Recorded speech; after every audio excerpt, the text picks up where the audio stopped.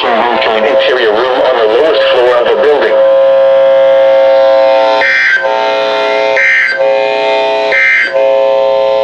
The National Weather Service in Chicago has issued a severe thunderstorm warning for northwestern Whatcom County in